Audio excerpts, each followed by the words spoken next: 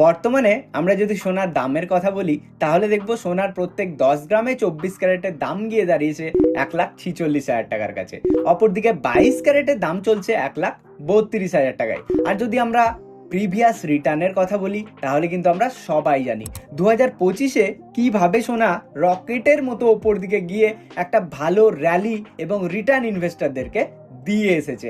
But এই র্যালির পর থেকেই 2026-এর প্রথম দিক থেকে আমরা সোনাকে কিন্তু ফল করতে দেখছি, আর বর্তমানে একটা সাইডওয়েজ জোনে কিন্তু আটকে রয়েছে। তাই আপনারা যারা এই র্যালিটা মিস করে গেছেন এবং বর্তমানে সোনায় বিনিয়োগ করবেন বলে ভাবছেন, তারা এখানে কি করবেন? কেননা সোনা একটা সাইডওয়েজ জোনে আটকে আছে। তাই আমরা আজকের এই ভিডিওটিতে আপনাদের জন্য কথা বলবো সোনার আগামী দিনের ভবিষ্যৎ কেমন হতে পারে। এখান থেকে সোনা যদি সাইডওয়েজ ট্রেন্ডটাকে ব্রেক করে তাহলে যদি ওপর দিকে যায় কত দূর যেতে পারবে, আর যদি নিচের দিকে ব্রেকডাউন করে ফল করে তাহলে কত নিচে অবধি নামতে পারবে। বিভিন্ন ইম্পর্টেন্ট ডেটা, তথ্য এবং ডিটেলস দিয়ে আপনাদের সামনে আমি সোনার ভবিষ্যৎ তুলে ধরার চেষ্টা করব। তাই ভিডিওটি স্কিপ না করে শেষ অবধি দেখতে থাকুন। আর ভিডিওর শেষে আমি এটাও বলবো যে কিভাবে আপনি বাড়ি বসেই 100-200 টাকা থেকেই সোনাতে বিনিয়োগের কথা ভাবতে পারেন। একদমই গাইজ, তাহলে ভিডিওটি স্কিপ না করে শেষ অবধি দেখতে থাকুন। চলুন আমরা শুরু করি আজকের ভিডিও এবং দেখে নিই সোনার আগামী দিনের ভবিষ্যৎ কেমন। তাহলে সোনার ভবিষ্যৎ কেমন সেটা জানতে গেলে আমাদেরকে কিন্তু সোনার অতীতটাও জেনে নিতে হবে। তাই আমরা সোনার প্রিভিয়াস 10 ইয়ার্সের কীরকম পারফরমেন্স দিয়ে এসেছিল সোনা সেটা একটু দেখে নিই। তার জন্য আমি আপনাদেরকে একটা চার্ট তুলে ধরলাম আপনাদের সামনে। সেখানে আমরা 2017 থেকে আজ অবধি দেখব কিভাবে রিটার্ন দিয়ে এসছে। দেখুন, প্রথমে আমরা যদি 2017, 18, 19, 20-র কথা বলি, দেখব সোনা কিন্তু 50,000-এর নিচেই কিন্তু চলছিল অ্যান্ড সাইডওয়েজ জোনে চলছিল। মানে কেউ যদি 2017-তে বিনিয়োগ করেছিল তাহলে 2018, 19, 20 অবধি সেরকম কিচ্ছু রেজাল্ট দেখতে পাইনি। বাট আফটার 2020 মানে লকডাউনের পর সোনা কিন্তু একটু ওপর দিকে গেছিল, ঠিক আছে। তারপরে আগেন সোনা কিন্তু 4-5 বছর 2024 অবধি আগেন সাইডওয়েজ জোনে চলে গেছে, মানে আগেন সেভাবে কোনো রিটার্ন দেয়নি। বাট আফটার 2024 সোনা কিন্তু হিউজ র্যালি দেখিয়ে এসেছে এই 2 বছরে, মানে 24 থেকে 25, 25 থেকে 26-এ। বাট আমরা দেখতে পাচ্ছি ভালো র্যালি দেওয়ার পর সোনা কিন্তু একটু কারেকশন দেখিয়ে নিচের দিকে ট্রেড করছে। তো এই চার্ট দেখানোর পেছনে আমার একটাই উদ্দেশ্য, সেটা হচ্ছে সোনা কিন্তু স্টকের মতো অতটা ভলেটাইল নয় যে প্রত্যেক দিন এভাবে ওঠানামা করবে। আমরা কি দেখতে পাচ্ছি সোনার চার্টে, না কখনো সোনা সাইডওয়েজ চলছে, কখনো রিটার্ন দিচ্ছে, আবার কিন্তু কারেকশন দেখিয়ে সাইডওয়েজ চলছে। এইভাবেই কিন্তু সোনা চলে, ঠিক আছে। এটা কিন্তু প্রথমে আপনাকে জানতে হবে। আর এর পাশাপাশি যদি আপনাদেরকে আমি হিস্ট্রিক্যাল প্রাইজের কথা বলি তাহলে আমরা বেশি দূর যাব না, আমরা ওই 2019-20 থেকেই দেখব। দেখুন, 2019-এ চলছে সোনার প্রত্যেক 10 গ্রামের দাম, 24 ক্যারেটের কথা আমি বলছি, 35,220 টাকার কাছে চলছে।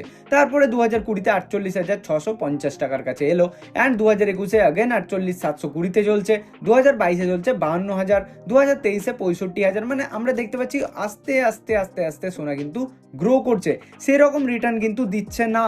বাট আফটার দ্যাট যেটা আমরা চার্টের মধ্যে লক্ষ্য করলাম যে 2024-এর পর কিন্তু সোনা পুরো 1 লাখ পার করে দিয়েছে অ্যান্ড আজকে দেখছি আমরা কত না, বললাম যে 1.5 লাখ টাকার কাছাকাছি কিন্তু 2026-এ গেছিল, ঠিক আছে। তো এই যে একটা প্রাইজের মুভমেন্ট আমরা দেখতে পাচ্ছি, এটা কিন্তু আসতে 5 থেকে 10টা বছর লেগে গেছে। যার কারণে আমি প্রথমেই বলে রাখি, আপনি যদি সোনায় বিনিয়োগের কথা ভাবছেন তাহলে কিন্তু লং টার্ম ভাবতে হবে, ঠিক আছে। তবেই তো আপনি বুঝতে পারবেন যে কখনো কখনো সাইডওয়েজ থাকতে থাকতে যখন মার্কেট আপার সাইডে যাবে তখনই কিন্তু আপনি সেখান থেকে ভালো মতো রিটার্ন আর্ন করতে পারবেন। এই নয় যে আপনি আজকে বিনিয়োগ করলেন এবং ভাবছেন 1 বছর পরেই কিন্তু সোনা থেকে ভালো আপনি ইন্টারেস্ট বা আপনি রিটার্ন পাবেন, সেরকম কিন্তু হয় না, ঠিক আছে। যে কারণে সোনাকে বলা হয়ে থাকে লং টার্ম অ্যাসেট, ঠিক আছে। লং টার্মের জন্য আপনাকে এখান থেকে ভালো রিটার্ন আপনি পেতে পারেন। এই হচ্ছে সোনার চার্ট অ্যান্ড হিস্ট্রিক্যাল ডেটা। এর পাশাপাশি যদি আমরা সোনার টেকনিক্যাল চার্টের কথা বলি তাহলে আমরা দেখব প্রিভিয়াসে কিন্তু ওপর দিকে যাচ্ছিল, রাইট। অ্যান্ড এখান থেকে সোনা রিটেস্ট করে এই জায়গাটাতে এসে সাপোর্ট নিয়ে কিন্তু সোনা ভালো মতো র্যালি দিয়েছিল, আর এটা হচ্ছে তার অল টাইম হাই। সেখান থেকে দেখুন নিচের দিকে আস্তে আস্তে আস্তে আস্তে এখন কোথায় ট্রেড করছে, ভালো করে লক্ষ্য করুন, এখানেই সাপোর্ট অ্যান্ড রেজিস্ট্যান্সের খেলা চলছে। কি খেলা না, এই যে এই লেভেলটা থেকে, অর্থাৎ আমরা বলতে পারি যে 4000-এর লেভেল, ঠিক আছে, 4000-এর লেভেলটা থেকে সোনা কিন্তু ভালো মতো সাপোর্ট নিয়ে ওপরে গেছিল, এবং আমরা দেখতে পাচ্ছি বর্তমানে অনেকবার, একবার, দুবার, তিনবার, চারবার, 4 টাইমস কিন্তু এখানে সাপোর্ট নিয়ে সোনা কিন্তু ট্রেড করছে। তাই আমরা কি বুঝতে পারছি না, এটা হচ্ছে সোনার সাপোর্ট জোন। আর যদি রেজিস্ট্যান্সের কথা আমরা বলি, সোনার রেজিস্ট্যান্স হচ্ছে, আমরা একটা ট্রেন্ড লাইন ড্র করছি, এই যে অল টাইম হাই থেকে আমরা যদি লাইনগুলোকে টাচ করাই এবং ক্যান্ডেলগুলোকে টাচ করে এখানে ছেড়ে দিই, তাহলে আমরা নিশ্চয়ই বুঝতে পারছি যে কি হচ্ছে। দেখুন এখান থেকে একবার রেজিস্ট্যান্স ফেস করে সোনা নিচের দিকে পড়লো, আগেন এখান থেকে রেজিস্ট্যান্স ফেস করে নিচের দিকে পড়লো, আগেন এখান থেকে রেজিস্ট্যান্স ফেস করে নিচের দিকে পড়লো। তাই আমরা একটা ট্রেন্ড লাইন যে ড্র করলাম, ওই ট্রেন্ড লাইনের ওপরে যতদিন না অবধি বেরোতে পারছে সোনা, ততদিন কিন্তু আপসাইডে যেতে পারবেন না, ঠিক আছে। এটা টেকনিক্যাল অ্যানালাইসিস করে আমি বলছি, কেননা উপর দিকে আমরা রেজিস্ট্যান্স লাইন দেখতে পাচ্ছি, এই যে একটা রেড লাইন আমরা ড্র করেছি, দিস ইজ সোনার রেজিস্ট্যান্স। যতক্ষণ না সোনা কিন্তু এই রেজিস্ট্যান্স লাইনকে ড্র করে ওপর দিকে যেতে পারবে না, ততক্ষণ সোনা কিন্তু এই জোনে আটকে থাকবে। অ্যান্ড যদি এই সাপোর্টকে সোনা কিন্তু নিচের দিকে ব্রেক করে দেয়, তাহলে কিন্তু সোনা আরো ফল করে যেতে পারে। অর্থাৎ আমরা সোনার চার্ট দেখে বুঝতে পারছি সোনা কিন্তু বর্তমানে একটা ভলেটিলিটি রেঞ্জের মধ্যে ফেঁসে রয়েছে। এটা কেন? এর পেছনে কিছু বড় বড় কারণ রয়েছে। যেমন নাম্বার 1, জিও পলিটিক্যাল টেনশনস। মানে আমরা জানি যে পৃথিবীতে এখন অনেক রকমের যুদ্ধ চলছে, যাদের মধ্যে একটা খুব ফেমাস, মানে আমরা সবাই যেটা শুনতে পাচ্ছি সেটা হচ্ছে ইউএস ইরানের ওয়ার, ঠিক আছে। তাহলে এই যে ওয়ারের যখন সিচুয়েশন হয়, তখন কিন্তু মানুষ অনিশ্চয়তা ফিল করে থাকে, তাই না? পাশাপাশি কিন্তু ইনফ্লেশনের কিছু কনসার্নস চলছে, সেটাও কিন্তু চোখ রাখতে হচ্ছে আমাদেরকে। আবার ইউএস ডলারের যে মুভমেন্ট হচ্ছে, ঠিক আছে, এটাও কিন্তু বড় একটা কারণ। আর পাশাপাশি সেন্ট্রাল ব্যাংক কিন্তু সোনা এখনো কিনছে, এটা কিন্তু জানতে হবে, রাইট? সো এই হচ্ছে ব্যাপার। তাহলে এই রকম মার্কেট কন্ডিশনসে আমরা কি করব? মানে সোনার যদি ভবিষ্যৎ এখানে কথা বলা যায়, তাহলে কি রকম হতে পারে? দেখুন সেই ক্ষেত্রে 3টে সিনারিও কিন্তু হতে পারে। নাম্বার 1 হচ্ছে বুলিশ সিনারিও। বুলিশ সিনারিও অর্থাৎ কি না, মার্কেট এখান থেকে ওপরে কখন যেতে পারে না, মার্কেট এখান থেকে তখনই ওপরে যেতে পারে যদি এই জিও পলিটিক্যাল টেনশনস আরও বেড়ে যায়, যদি ইনফ্লেশন আরও বেড়ে যায়। কেন না, মানুষ তখন আরও বেশি অনিশ্চয়তা ফিল করবে। আর আমরা জানি যে মানুষ যখন সেফ ফিল করে, তখন কিন্তু মানুষ শেয়ার বাজারে ইনভেস্ট করে। আর মানুষ যখন আনসেফ ফিল করে, যখন কোভিডের মতো সিচুয়েশান বা ওয়ারের মতো সিচুয়েশান আসে বা ফিনান্সিয়াল কোনো ক্রাইসিস আসে, তখন কিন্তু মানুষ শেয়ার বাজার থেকে টাকা উইথড্র করে কোথায় বিনিয়োগ করে? সোনাতে বিনিয়োগ করে, তাই না? কেননা সোনা হচ্ছে সেফ হেভেন অ্যাসেট বলা হয়। যে কারণে যদি এই জিও পলিটিক্যাল টেনশনস বেড়ে যায়, যদি ইনফ্লেশন কন্ট্রোলে না আসে, তাহলে কিন্তু আমরা সোনাকে আবারও আপসাইডে যেতে দেখতে পারি। বা টেকনিক্যালের কথাও মাথায় রাখবেন, এই যে একটা ট্রেন্ড লাইন আমরা ড্র করেছি, তার ওপরে কিন্তু সোনাকে ভালো মতো ট্রেড করতে হবে, ঠিক আছে। আর নাম্বার 2 সিনারিও হচ্ছে নিউট্রাল সিনারিও।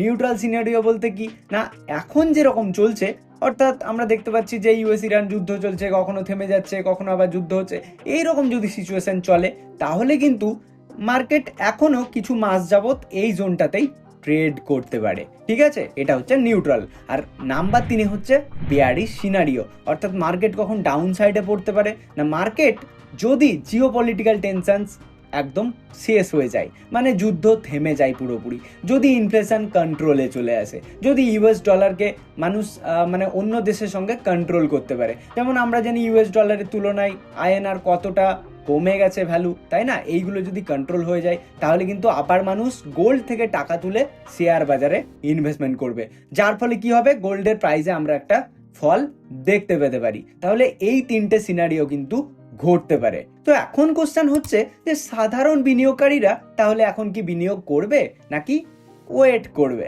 দেখুন প্রথমেই বলি, যখনই আপনি গোল্ডে বিনিয়োগের কথা ভাবছেন, তখন কিন্তু আপনাকে লং টার্ম ভাবতে হবে, অর্থাৎ কমপক্ষে 5 বছরের কথাতেও ভাবতেই হবে। কেননা আমরা গোল্ডের চার্ট আপনাদেরকে যখন দেখাচ্ছিলাম, তখন কি দেখলেন আপনারা, যে সোনা কিন্তু প্রত্যেক বছর ভালো মতো রিটার্ন দেয় না। সোনা হয়তো 1-2 বছর ওপর দিকে চলে, আবার কিন্তু সোনা কি হয় না, সাইডওয়েজ জোনেই কিন্তু ফেঁসে থেকে যায় বহু বছর যাবত। ঠিক আছে, তো আপনি যদি লং টার্ম মেন্টালিটি এবং পার্সপেক্টিভ ভিউ নিয়ে বিনিয়োগের কথা ভাবছেন, তাহলে কিন্তু সোনাতে এখন বিনিয়োগ করতে পারেন। কেননা এখন অনেকটাই সোনা ফল করে গেছে, আমরা দেখতে পাচ্ছি অল টাইম হাই থেকে মোটামুটি যদি আমরা এটাকে মেজার করি তাহলে আমরা লক্ষ্য করব কত ফল করেছে না, সোনা কিন্তু ফল করে গেছে তার হাই থেকে।